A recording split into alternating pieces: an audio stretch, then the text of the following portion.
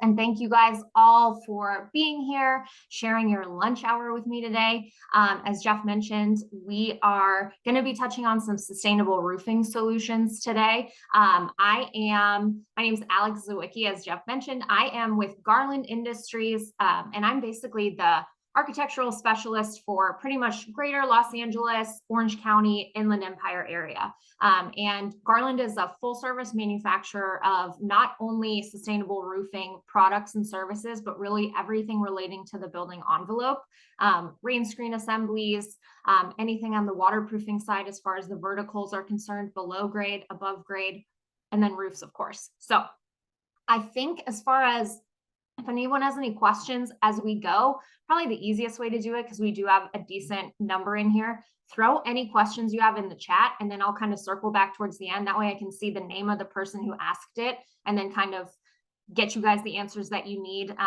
And then we'll go from there. But I will pop back on at the end, like I mentioned, and we'll kind of circle back on any questions that remained or you feel like didn't get sufficiently answered along the way. So that being said, let's go ahead and get started.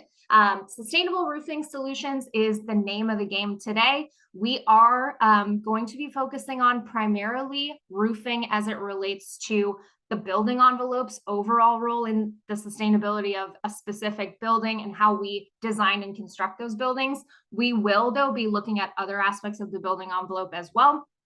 Then we're going to kind of review some of the different types of materials and systems that are used primarily in the roofing realm of things in order to not only be environmentally forward when we're thinking of design, but also societally and economically as well, making sure we're accounting for all of those things as they relate to sustainable and resilient design. And then we'll kind of wrap it up towards the end with some of the financial aspects of this and how to achieve sustainable buildings while also maintaining economic feasibility and sustainability along the way. Starting off, we're going to have a couple definitions just to kind of give us a ground level playing field so that we can kind of progress from there. What we're seeing on the slide here is a fairly commonly accepted definition of sustainable development that came out of the UN World Commission on Environment and Development. Essentially, when we're designing sustainable buildings and developing in a sustainable way, we not only need to account for present needs, socially, economically, and environmentally, but we also really absolutely cannot be without consideration of future generations and their needs. It's really all tied together. We can't be designing for the present without accounting for the future as well. That's a key tenet that we're going to kind of return to throughout the presentation today, as is this one. Definition of what a green building really is. This is what we're using for our intents and purposes today from the Whole Green Building Council. Not only are we looking at a green building in the design and construction side of things, but also the operation of that building, the occupants as well. We're really trying to not only reduce and eliminate the negative impacts of that building existing in the world, but ideally promoting positive impacts as well, not only on the climate, but also environmentally, socially as well. I've kind of touched on this already just in reference, but this is, I would be shocked if you guys have not seen this diagram or a version of this diagram over the last 15, 20 years. It's pretty prevalent and ubiquitous at this point, but this is a really great way to kind of visualize what we're talking about when it comes to sustainability. And in our case today, we're focusing again on green building. Typically, on the construction and building side of things, we're really focused on societally, the inhabitants of the building, who's going to be using it, the community implications of it, as well as the environmental implications, not only the products that we're using, the design methods we're using, construction methods, etc. But where it gets a little bit more difficult and a little more difficult to achieve, I would say, is when we bring in the economic factor of it all. We can't really consider a building to be sustainable, even if it's green on the environmental side. It's not really going to be sustainable until it becomes affordable. And we'll focus on that towards the end of the presentation. As I mentioned, it's not all about, initial upfront cost of construction. It's also very much about the life cycle cost of the building and the implications over its lifetime.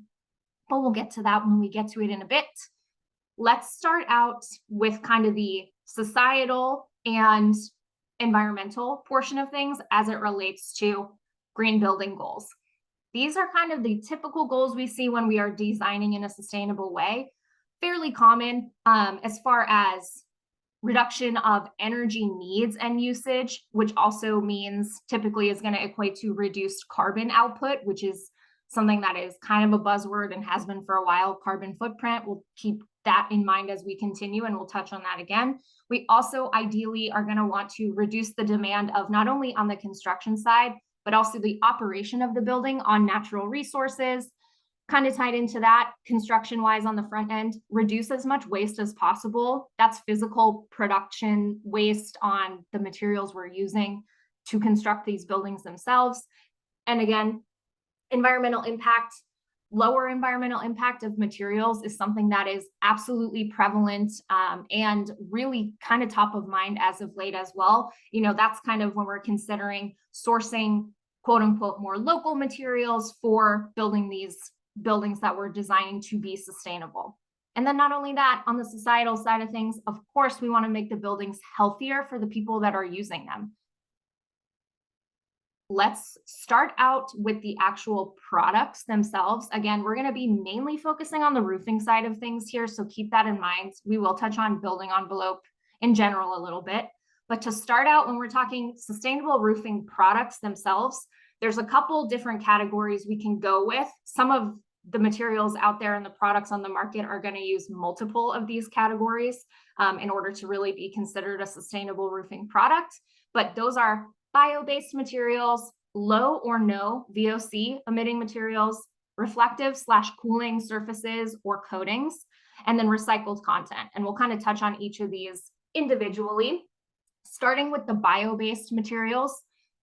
Something that's bio-based, we're going to be adopting the Department of Agriculture definition here. Essentially, this is a product that is either entirely or mostly composed of biological material or renewable agricultural product or forestry materials. So these are all kind of cataloged in the USDA Bio Preferred program catalog. These span the gamut, honestly, again, because we're focusing on roofing. The types of products that we are seeing primarily that are utilizing bio-based materials, most of them are going to be in the fluid applied coatings type realm. We're looking at mostly liquids here, you know, adhesives, insulation adhesives, sometimes on the roofing membranes themselves, which we'll see some examples of that. We can have some bio-based materials in the mix there as well. A lot of manufacturers on the market, you know, speaking of roofing membranes, if we're talking about a modified bitumen, which we'll get to what that means in a bit, but a modified bitumen cap sheet, that's a great example of something that can absolutely use bio-based material. Sometimes it'll be, you know, epoxidized soybean oil, that's fairly common, crushed oyster shells, which can serve kind of as a filler and an additional component to the mineralized cap sheet that's on the top of that roofing membrane. So really, we've got some options here as far as using biomaterials in roofing systems and solutions. When we get to this next category here, no VOC or low VOC emitting materials. VOCs, another buzzword that is, I would say maybe the last, again, probably 15, 20 years, something that people say all the time, kind of throw it around as a term that is something that's important.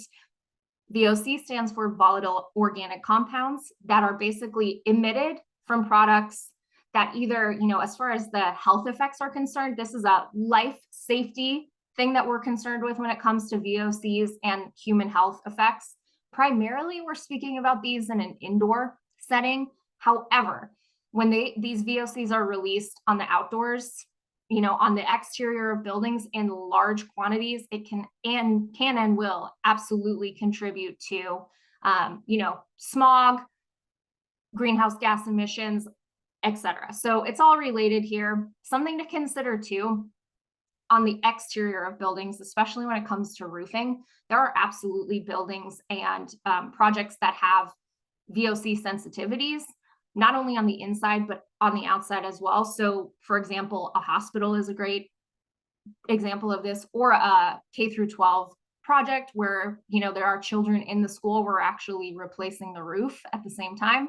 I mean, that being said, it's not super common that we're doing roofing jobs while the kids are inside. We're normally doing it in the summer, but for our intents and purposes, this is a situation where a low or no VOC, either sealant, coating, adhesive is being used on the roofing material because we have all of that HVAC machinery on the roof that is sucking in those emissions and bringing them to the inside of the building. So yes, we're primarily talking about indoors here, but we cannot discount the importance of VOCs on the outdoors as well.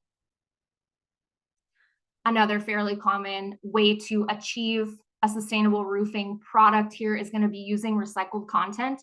This is something that is used a great deal in modern roofing products. A lot of times too, not only during the manufacturing, but there are many roofing products that can also be recycled at the end of their life cycle and their service life, which is wonderful, or components of them can be as well. So we basically have two kind of main types of recycled content: post-industrial / pre-consumer. So this is what we're able to recycle material-wise during the manufacturing process of these roofing materials. And then on the flip side of that is post-consumer, which of course kind of commonsensical there, but that's after their life cycle is completed. Well, service life, I guess I should say, not life cycle, of the roofing materials. After they're removed from the building, we're able to recycle components or entire pieces of that system in the future use for construction, or taking those different components of it out to be used for other uses and purposes as well. We normally, on the recycled content side of things, we'll see this a lot with single ply membranes, utilizing portions of like car tires in the rubberization of those single plies, and especially in modified bitumen membranes as well. We see a lot of recycled, pre-consumer recycled content in use.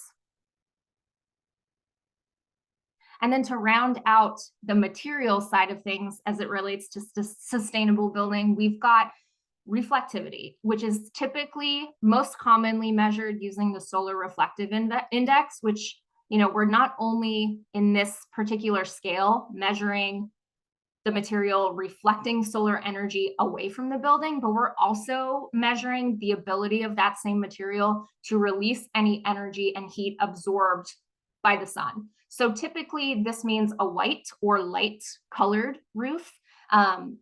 White is absolutely the most common, I would say, but even a light gray can be considered a reflective surface as well. We've got some options there. And as far as locally out in California is concerned, Title 24 is really kind of the governing factor as far as cool roof and what is considered a cool roof. This all falls under that category as well, especially on low sloped roofs as well. A great way to, especially on the design side of things, be able to review the environmental impact of basically the whole life cycle of products.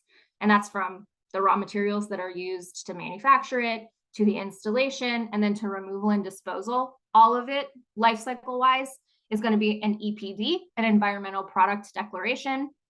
It does provide some transparency into those raw materials specifically that are used in the manufacturing of construction materials. However, it's not always an apples to apples comparison from product to product, because proprietary info from manufacturers is not required to be included. So while it absolutely is a great jumping off point and does provide us with a basis of measuring kind of the environmental impact of the products we're choosing in our designs, it's always important to recognize we do have some limitations with this EPD system as well. All right, so we looked at some product-specific sustainability aspects. Now we're going to kind of put those into practice into actual roofing systems.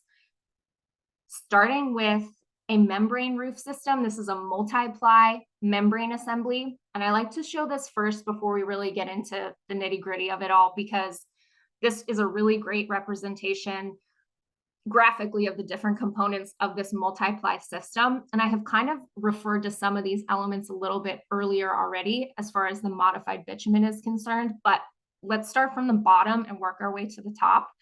We've got a metal roofing deck that we're showing here, that corrugated metal roof deck on the very bottom. We can see we have our rigid insulation that is mechanically fastened to the metal deck. Now, of note here, this is not region specific. This is something that is, as far as California is concerned, we're seeing a lot more plywood decking. And a lot of times the insulation will be underneath the plywood deck. So just keep that in mind. But we're going to use this one just because it does show pretty much all the components that could possibly be used in this makeup here. Okay, so we've got the rigid insulation, mechanically fastened. We have that black layer right above it, which is our air barrier, which typically is going to have vapor retarding characteristics as well. So usually vapor permeable air barrier. Very rarely are we going to be using a full-blown vapor barrier, just because a lot of that condensation will be absolutely trapped between that barrier and the insulation and our roof deck. And more times than not, we don't want that to happen. So keep that in mind. Air barrier, vapor retarder, most of the time they're going to be the same product, which is nice. Moving up, we've got a cover board right after that. And then this is where we get into the multiply of it all. So we have modified bitumen, and the bitumen means asphalt or tar. A lot of times out here, we're mainly using asphalt in California.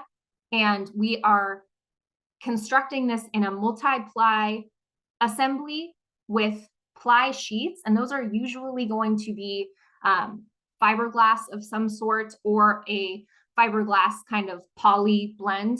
Depends, again, project specific. But we've got that liquid asphalt and then a ply on top, a felt ply. We call them the felts. And then another layer of asphalt, another ply, another layer of asphalt, which is this black layer here. Now, you can either top it out with a cap sheet, which we're showing here, modified bitumen cap sheet. So this is still made of asphalt as well, with this white kind of aggregate on the surface there. Usually that's a mineral-based, or this is where we get into using some bio-based, like crushed oyster shells can be a part of this composition as well. Or you can forego the cap sheet. You have your top layer of the bitumen or asphalt, and then you flood with, instead of using the cap sheet, we're going to flood the field, the surface of the roof, with gravel or some other sort of aggregate. So this is kind of, I like to use this just because it gives us all a little bit more of a baseline of what we're talking about when we talk multiply assembly. And this is a fairly common way to do it these days as far as roofing construction is concerned. This modified bitumen multiply plus cap sheet is extremely popular. So now we all know what we're referring to as we move forward. And as it relates to the different types of pieces within this roof system, the ones we just looked at here, there are absolutely some ways to achieve a more sustainable product when we're designing with these types of materials here. I kind of mentioned a little earlier car tires in as it relates to using post-consumer recycled material, because in the modified bitumen, the liquid applied as well as the cap sheets, we're using, in a lot of cases, the roofing manufacturers in general are using post-consumer content from recycled tires in the manufacturing of that mod bit liquid or cap sheet, which is wonderful to find a use for that material specifically when it's at the end of its service life. Also, I mentioned that aggregate surfacing that can be made of recycled content as well. We kind of saw that a few slides ago. Even the felts as well, recycled glass in the fiberglass. We've got a lot of options on the recycled content front here. As far as it relates to VOC, when we're using cold adhesives as opposed to a hot mopped adhesive, which we're not going to get too into that. It's a little bit specific for our purposes today, but all we really need to know is those multiplies we just looked at, they can either be hot applied with hot asphalt and hot tar or cold tar slash cold asphalt, depending on our system. And the cold applied adhesives between those felts are absolutely gaining in popularity. They are, as far as the no VOC content is concerned, that's an incredible option. And then we looked at that white surfacing on the cap sheet as well, which for our solar reflective index is a great option. You can also even coat that with an even brighter white coating should you want to up that value a little bit as well. So we've got options there. And then as far as performance goes, that multiply modified bitumen system is second almost to none. It will go, as far as performance goes, under warranty, usually 40 years is kind of on the high side of things, but it's absolutely possible. Past warranty, it's not unusual for those roofs to last another 10, 15 years. And I say they're second almost to none only because we're talking metal roofing systems next, which are, as far as performance goes, very much up there with that multiply modified bitumen system we just looked at. Same type of lifespan there. However, we got some different things to consider when it comes to how we're qualifying for the sustainability of it all using metal as the actual roofing system. As far as the recycled content goes, we have a high recycled pre-consumer content. A lot of times, average-wise, 25% in the manufacturing of this standing seam metal, which is what we're seeing in this photo here. And then as far as post-consumer is concerned, the recyclable content is extremely high as well. These can be used not only for, projects in the future, because the metal itself doesn't really degrade that much, when it's manufactured correctly, which we'll get to towards the end as well, how important the quality of our materials is. But you're also able to coat this metal with highly reflective paint. Again, bright white, a light color of some sort, a lighter gray as well. And then just in general, no fumes when it comes to metal roofing, because we're not mopping or cold applying any sort of adhesive in the way of asphalt or coal tar, or tar, I should say. And then, of course, we cannot leave this particular system out, mainly because when we mention sustainable roofing, this is maybe half of the time what comes to mind for people, purely because the roof itself is green, right? We have actual living plants on the surface of the roof itself. This is a really great option as far as buildings that maybe want to add a green space or kind of reduce their urban heat island effect, which is, as far as large cities are concerned, we see this a lot in hospital projects where patients are able to access a plaza deck level that does have a green roof element to it. Something to consider though, regardless of why we're designing with a green roof and what types of plants we are designing with, it is so key that the waterproofing below the green roof surface is durable and designed with really zero to as little margin of error as possible. Because if you do, God forbid, have a leak under this vegetative roof here, it's very expensive, cost-wise, logistically, to get at the actual roofing assembly under there and sort it out. So I always like to point that out. However, this is a beautiful solution. I mean, a wonderful example here. I love this option. I kind of mentioned some of the features already. In the middle of an urban area, we see this a lot, and it's lovely. Something that I want to touch on before we get away from systems talk in general is the fact that restoration systems are something that are definitely gaining in popularity, not only because of a cost perspective, but also a performance perspective. Typically, when it comes to restoration systems, we're normally talking about a fluid applied restoration system, which is really what we're showing here, these photos.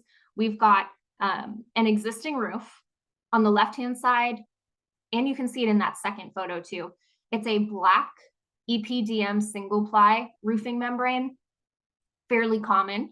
That has a lower upfront install cost, but there are, more often than not, we've got to pay along the way for maintenance and repairs. But aside from that, just purely looking at restoration, this roof in particular was a great candidate for restoration. we need to ensure before we do anything to the surface of it, as far as a fluid applied system is concerned, we need to absolutely ensure that what's going on underneath that roofing membrane is copacetic as far as performance is concerned. We want to make sure if there is any wet insulation that it's kind of restricted to minor, small areas. Typically, rule of thumb, if there is insulation that is wet and it's over a third to 40%, that's kind of the general consensus. If 35 to 40% of your insulation under the surface is wet, it is not going to typically be a good candidate for a restoration system, because that would just be like slapping a coat of paint on something that is not functioning well underneath, right? And that doesn't serve anybody. So in this particular case, we clean the surface of the roof. It is a great candidate for restoration. All the components underneath the membrane are functioning okay. We don't have many leaks at all. Anything that we did, we patched up. We removed that little area of wet insulation, replaced it with dry, and replaced it with a new section of membrane as well. We reinforced the seams, huge part of it, as far as leak prevention is concerned, and just preventative maintenance in general. And then that final photo on the right-hand side, we have a fully restored roof. This is a liquid applied silicone-based white coating that is extending the life and warranty of this roof. You know, let's say this roof was 10 years old, starting to show some wear, but again, still performing well.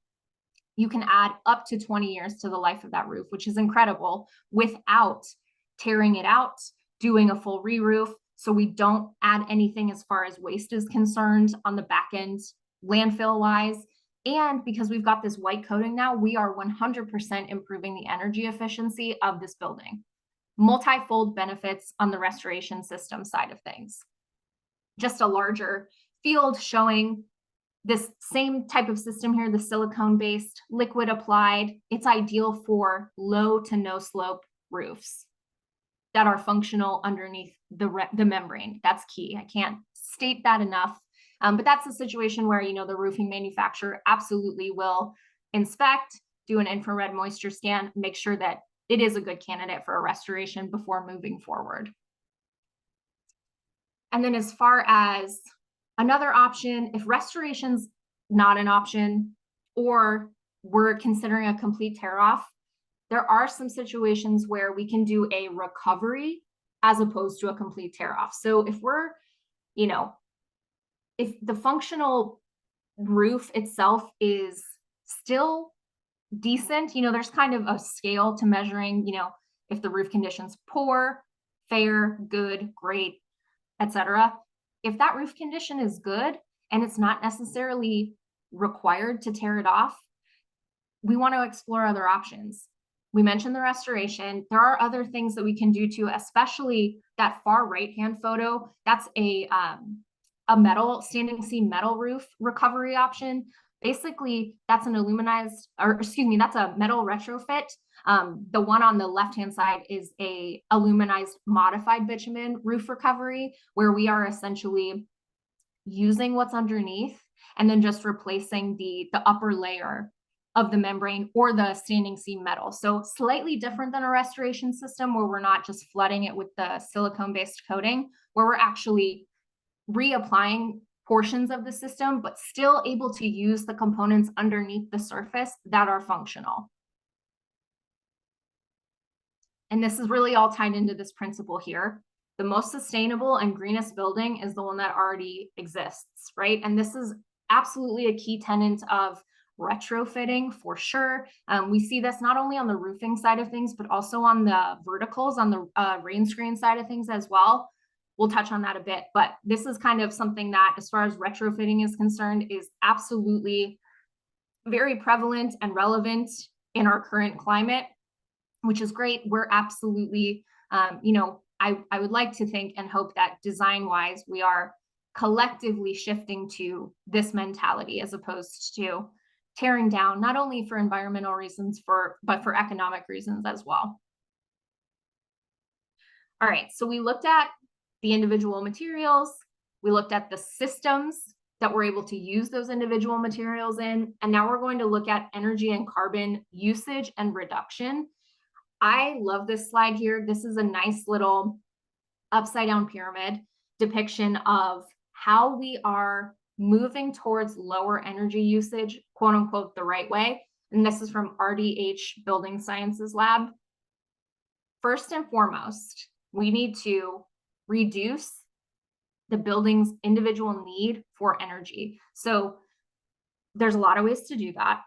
A lot of this is going to relate to the building envelope, which is really what we're moving into now as far as the topics are concerned. But really the whole point of this graphic here is that there is no reason to add a renewable energy supply in the form of usually photovoltaic, but there's no point in doing that if we have not already addressed the building envelope and made sure that we've reduced the building's energy usage, and that from there we're able to use the energy that we are using efficiently, i.e. not wasting it, right?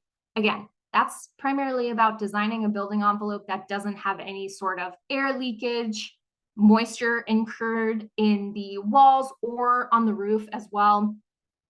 But I like to just keep this in mind as we move forward. Why would we put a whole solar system on top of the building if we're wasting a lot of that energy anyway? It doesn't make sense.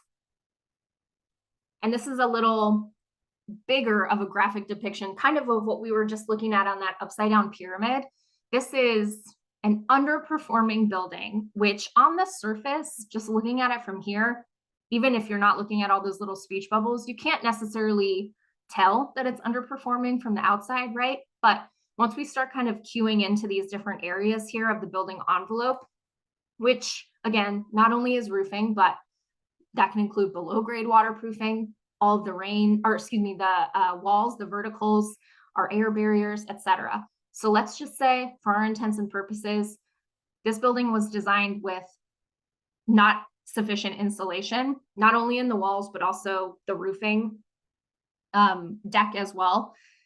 So for that reason, we have to use a little bit more HVAC machinery in order to account for the fact that we did not design this building with adequate insulation. So we are losing either, in our case, we're typically trying to cool the inside of the building, right? So we'll use that as the example, but we're pumping those HVAC machines all day, all night in order to cool the inside of the building down. But so much of that cold and cooler air is leaking out to the outside. So we're running those huge machines, we're wasting a lot of energy and money. But because we also have a fairly large HVAC system that we need, we also, in this case, have a fairly large photovoltaic solar panel system on the roof. We've got it on both sides of the roof here. We're generating as much energy as we can in order to attempt to offset how much energy we need to use with the HVAC system to account for how much cold air is leaking out of the building. All because the building envelope was not designed effectively. We have maybe even leaks, moisture in the walls. There's just a lot of things to consider here. And the main point is no part of the building envelope can be designed in isolation, and we have to really account for all of it. And it does affect various portions of how much energy we use and how much we waste, which is also equated to how much money we're wasting, right? Now, aside from switching from gray to orange, we can tell this is a happier building for a couple of reasons. We have a properly insulated building. We're pointing at the walls mainly there, but again, we're considering the roof as well. So for that reason, because it is as airtight as possible, we're not leaking any of that cold air, cooler air that we're generating with the HVAC system, which is ideal. So for that reason, we don't have to have as large of an HVAC system running as well. We're in much more equilibrium there, which also allows us to have a smaller photovoltaic system in order to reach net zero. So we're not just playing catch up with a huge PV system because we're wasting all this energy to cool a building and it's seeping out. So really, at the end of the day, when we're designing with high performance materials and we get a high performance building envelope, it's such a lower life cycle cost across the board through the entire life cycle of the building, which is what we're going to kind of get into as we progress here into the financials of it all as well. But as it relates to the building envelope, especially, this is kind of the natural order of sustainability, quote unquote, that we're looking at here as far as what to address first. First being the passive. So essentially what that means, what we just were touching on as well, is designing the building envelope to be as high performing, airtight, watertight as possible, in order to make sure that when we are moving to this second stage, the active, really that's about the HVAC of it all, in order to make sure that that HVAC isn't just running nonstop and wasting a bunch of energy and money. And then we'll address the renewables last. So this is very much in that same vein of that upside down pyramid that we just touched on as well. And then before we move on, I like to show this really quickly again. Building envelope it's not just about, airtightness. We're also going to kind of move into insulation and R value as well, which I know I mentioned insulation a bunch. Keep that in mind as we move forward, but none of these components can be designed in isolation, and they all need to be addressed properly to have a high performing building envelope. So now we're going to move into not only the roofing side of things, we'll get into some of the verticals as well here. These 4 main categories of high performing building envelopes and things that we need to address: waterproofing, the air barrier, which we touched on a bit, but we'll get much more into that now, our insulation, and then our thermal bridging, which we want to reduce or eliminate ideally. But let's start out with waterproofing here. So we're looking at a fairly common detail of, on the left-hand side, we have a concrete deck. We have our solid polyiso insulation, our cover board, and then our modified bitumen roof system. So that's what we saw earlier, that multi-ply system. And we are transitioning to the parapet wall, which on the inside interior there is a masonry wall. And then we've got that parapet wall transitioning down on the right-hand side to same system, that multi-ply mod bit, our polyiso insulation, and then we've got a metal deck there. So what I like to point out here, the blue line is our waterproofing. And in this case, it is our modified bitumen cap sheet. So the roofing membrane is serving as the main waterproofing component of this system. And the thing that is most key here, especially at the transitions, which we're looking at right now, we want that waterproofing element to be continuous. So here we did a great job. We're on this concrete side, on the left-hand side, concrete deck. We go up and over the parapet wall with the waterproofing. So that's that mod bit. It goes up and over all the way, and then all the way down to the other side. We also, on top of the parapet wall, there's an additional blue line. That's a metal coping cap. Hugely beneficial just to make sure, because truly, honestly, in most roofing projects and most issues that we see with roofing down the road after installation are going to occur at the transitions. Those are usually the weaker points and get the most wear and tear. So not only do we have the roofing membrane extending up and over the parapet wall, we also are really doubling down with the metal coping cap. That's a fairly common design method these days. It's a really rock solid one as it comes to waterproofing.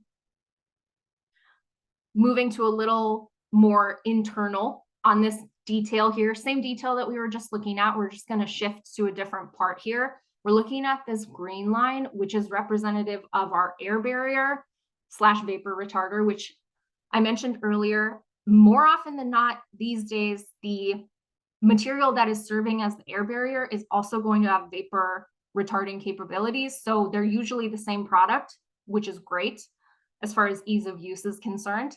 Again, name of the game here, same as the waterproofing. We are continuous with the air barrier from that right above the concrete deck, up and over the parapet wall, and then along the metal deck as well, under the insulation on both sides. Something to note too, I know I mentioned continuous. That doesn't necessarily mean you need to use the same material. I mentioned too, most often it's going to be air barrier and vapor retarder in the same product, right? Those can be as a rolled sheet, a sheet good, or you can have a trowel or liquid applied option, which is what we're seeing on this bottom right-hand photo here. So either way, they can be used in conjunction, which in this case, they probably would. B, on the masonry wall, we're going to probably use a liquid applied. As long as it is continuous, you can use multiple types of product there. And there's my favorite word again, continuous insulation. We've got this red shaded area, which is noting that base layer of our thermal insulation here. We're using the insulation to wrap the wall between these two roof sections. So we're maintaining a continuous R value. And that R value is going to be kind of region specific and project specific in some cases too, based on performance criteria. But we're basically depicting fairly common detail wise here again, continuous R value designed for the roof and then for the walls as well. And this is a fairly typical application on that right-hand side there. We've got rigid board roof insulation in multiple layers. And we want to make sure too that the joints of each piece of insulation are staggered so that we are minimizing any sort of air leakage throughout. It really does make sure that it is any heat leakage, not air, between those joints there, as opposed to lining up the joints stacked. We would have a little bit more heat loss there. Oh, and then also before I move on, we're a lot of times using this insulation to create some tapering on the roof surface in order to divert and direct water to our drains, scuppers, gutter, whatever the situation might be. So multifunction there. And then to wrap this up on this side of things, when it comes to thermal bridging, we want that to be as minimal or non-existent as possible. So we're looking here, the orange shaded area, that's additional insulation that we've included in order to eliminate thermal bridging of this interior masonry wall, the parapet wall there. So if we didn't do that and left this with that minimum required R value, there would definitely be some energy loss there because the heat that's conducted through this masonry wall would be a little too intense for the insulation layer that is currently wrapping it. So we're going to beef it up a little bit in order to really make it a much more resilient roof design. Keep that in mind too, as we kind of move through this as well on the insulation side of things. We're never going to not have thermal bridging. We always just want to reduce and really minimize and get rid of it if possible. So we're all kind of coming to a head as far as resilient design here. This is an example of not great design on the resiliency side of things. We've got, obviously a colder climate. There's some snow happening on the roof. We can pretty easily tell that this roof membrane developed some leaks. You can see as well, we have a pretty minimal slope here. There's some actual ponding water up towards the top of the black roofing area, but the snow melted away from this whole area because of the leakage that has occurred, and the insulation under the surface has become wet and it's lost a lot of its R value. So this is something we see not so much in, sunny Orange County where we're at, but it is something, a very easy way to tell that we've got leakage for sure. Now, when it comes to resilient roof design, some main tenets here, proper slope and drainage. We've touched on that a little bit, even when it comes to roofs that have essentially no slope. We're also going to want a climate specific assembly. And then we want to have performance detailing, which we'll touch on each of these individually. We did just briefly on that insulation slide, we showed an example of some tapered insulation. This is a little bit more of an in-depth look at the actual detailing of that and the proper design of tapered insulation. We're not only providing, you can see up on the top left-hand side here, those first two slides in the blue coloring, we're not only providing the proper slope with the insulation underneath the roofing membrane, we also, with this right colored, or the right-hand side, the red colored images there, we're also providing adequate drainage with the crickets so that we are diverting any water that does end up on the surface of the roof. This is fairly common these days as far as making sure we're accounting for it, but as far as designing proper slope, it can't be understated, the importance. We do not want any standing water on that roof. not only for leaks, but also for added weight. When it comes to climate-specific assemblies, I had mentioned as well, a lot of these examples we're seeing have the metal deck underneath, but like where we're at, a lot of times it's going to be a plywood deck with the insulation underneath the plywood. So that is an example of a climate-specific assembly, as is what we're seeing here, where we've got those same components, metal deck, the insulation, which is right over the air barrier / vapor permeable air barrier. And then we've got multiple layers of insulation in order to achieve the desired R value, which is, again, project specific, region specific.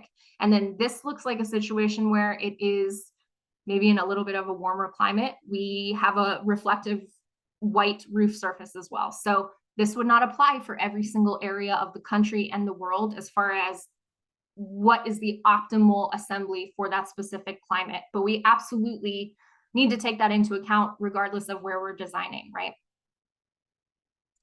Not only on the roofing side of things, but on the rain screen side as well. Not going to get too deep into this other than to say very similar concept to the roof. We're just on the vertical there, where we also have a continuous air barrier. We have our continuous exterior insulation, which is an incredible way to increase the R value and energy performance of the building. We've got our framing there, which you can really see on that middle photo, and then our cladding. That could be a metal panel. It could be an ACM of some sort, a phenolic panel. We've got all sorts of options there. And then as far as performance detailing goes, some pretty basic examples of that, or I guess I should say general examples. Not going to get too into this other than to say flashless metal edging is something that is definitely prevalent and should be more, and is getting more prevalent in roofing design. We want to make sure we're eliminating flashing at the metal edges, because maintenance long-term, that's always kind of a sticking point item that has issues. These just are some of those penetrations that we want to focus on and make sure we're detailing appropriately for minimal maintenance down the road and minimal issues with primarily leaks as this building is used over the next couple of years and decades. Same idea here. This is just a nice encapsulation, and we are recording this, so this will be available if you guys want to review it after the fact. I can also send this out to all of you guys as well, but we've touched on pretty much each of these individual components. This is just putting it all together. Our continuous air barrier, our sheet metal transitions to minimize our, we want to minimize thermal bridging, obviously, of course, as we had mentioned. We've got continuous insulation on that parapet wall. And then the only thing we haven't seen in detail wise is this rain screen, which we have added as well. Recapping resilient design before we get into the last couple slides here on the financial stability of it all, or and sustainability, I guess I should say, stable and sustainable. When we are designing resilient buildings, our sustainable roofing systems are going to be so crucial. We have less waste from constant repairs that are going to be needed throughout the life cycle of the building. If we're designing with more resilient products and systems up front, we're going to be able to resist and mitigate storm damage in the future. Cost of ownership is going to be much less expensive than some of the other options where we're just designing to minimal code, which we'll get into in a bit. Better indoor air quality, and then better energy efficiency. So this is really just an encapsulation of the majority of what we've touched on already. Before we wrap this up, when we get into financial stability of these resilient roofing systems, and I do see there's a couple of questions in the chat, so I will address those right at the end as well. Thank you guys so much. So in order to really truly be sustainable, we have to absolutely consider the fact that we want to reduce future expenditures and future cost of the building owners. We're delivering systems upfront in the design and construction phase that will ideally mitigate this. We're going to want to take into account a couple different things that we'll get to as we move through these next slides. The lowest initial cost materials and system, 9 times out of 10 are not going to be the best performing system long term. That's a hard concept. I know, especially budget wise with projects, it's an extremely hard concept, and VE comes into play, etc. So we'll get into that in a bit, but we're keeping that in mind as we continue here. We are experiencing some energy regulation increases as far as codes are concerned. So we need to take that into account as far as future cost. And then also, severity of storms that even we've seen out here. We always are going to have our Santa Ana winds, but the rain the past couple of years is something that we had not previously really experienced, maybe decades ago, but it all falls under the same taking account future costs, right? Not going to spend too much time here other than to say spending more money upfront to design buildings that are resistant to whatever storms are in our region, right? I just mentioned we've got our Santa Anas, so we do definitely have wind. Earthquake is probably going to be a little more prevalent to us as compared to these other ones on this chart. But if you spend $1 more to build a building that is more wind resistant and above, code, or adopted the adequate code there, as you can see, column number 1, you are ultimately, in the long run, going to save $10 in storm damages down the road. Now, this is from, I want to say a couple years ago at this point, but it's still, 2019, still holds true just conceptually. When we are using these superior performing materials and systems up front, it's going to be a lot easier and they'll be more resistant to climate changes in climate as well as intensity of storms. And then this is that energy regulation increases that we mentioned as well. I like to show this just because typically when we're looking at R values, anything R value higher than 30 is where we kind of get into the law of diminishing returns a little bit, where you're going to be spending more to increase your R value, but your overall return on energy efficiency is not going to dictate, or is not going to necessitate that additional spend money to increase your R value. So R value of 30 is kind of the commonly accepted one as far as the sweet spot is concerned. Not going to spend much time here other than to say this is prevalent across the board, not only in the United States as far as different tax policies have been adopted as far as carbon tax is concerned. There are new net zero goals that have come into play. Not new, but those years are coming quicker and quicker, 2030 and 2050. It's just something that isn't going away and is only getting more and more important in the way we design, right? We mentioned this a little bit as well.